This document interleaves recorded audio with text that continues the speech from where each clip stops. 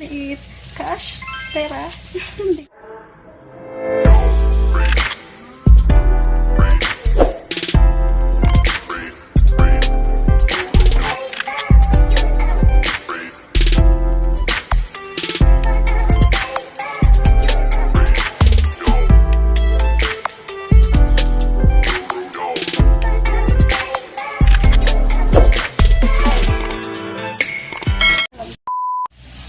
Hi guys! So, welcome back to my YouTube channel. So, today's video guys is inabot sa akin ng aking amo ang kanilang Christmas gift.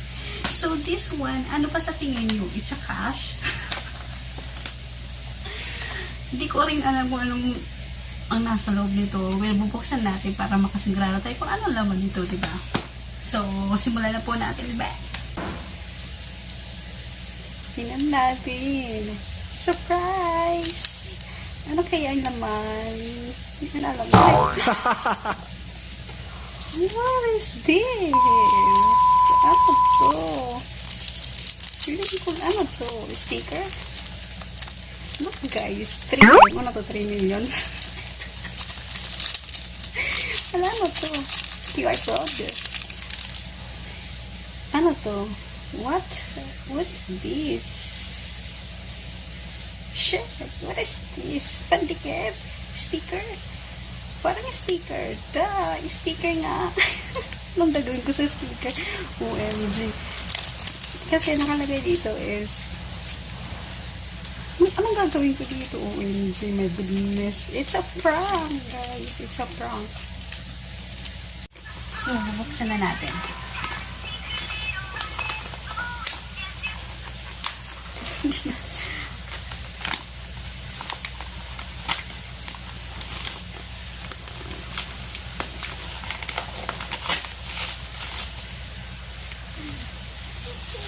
What is this? It's a bag. Guys, it's a bag. 1, 2, 3. Wow! Ano to? Bag. Buzuki. It's a bag. It's a bag, guys. Dang. Ano to? Ang liit naman. Ano to? Ano gagawin ko dito? Salad? Belt? Parang ibibigay ko lang to rin to sa Pilipinas, guys. Eh. Uy, parang lagayan ng phone, guys. Ano? Ang galing. Oh, ang ganda niya, guys. Oh.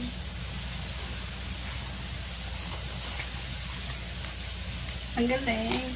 So, saan na to?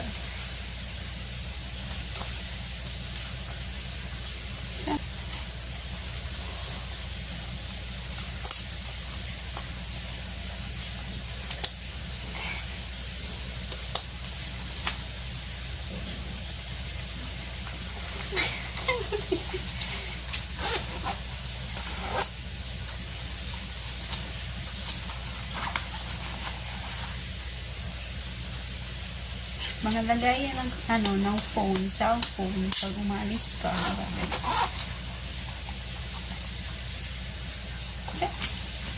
Maganda yung compartment niya, madami. May compartment siya dito. Lagayan ng coins. If ever. Like, dalawa compartment. Tapos, lagay mo yung phone mo. Parang cellphone na. Ayan, guys. So,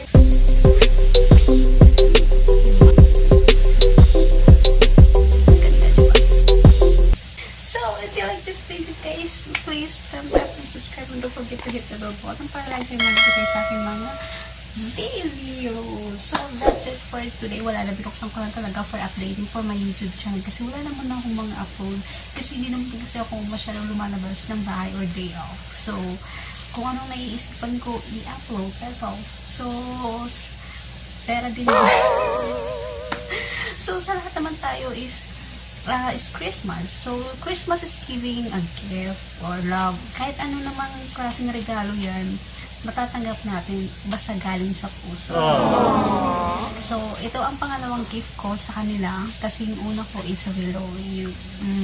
Then, ito yung pangalawa. So, thankful ako as in, hindi ko na-expect na bibigyan ako ulit. And then, syempre, yung sinasabing bonus dito naman, depende rin yung sa amo kung magbibigay ng bonus o hindi. O cash or things, kahit ano yan. At least mahalaga rin yun. Maganda rin yung mga ganito kaysa sa cash kasi tawag ito, nakikita mo siya at hindi naluluma, di ba? Ang pera kasi nauubos din, pero sana may cash. So, bye for today, guys. Bye-bye. Ain't nobody else, nuh-uh.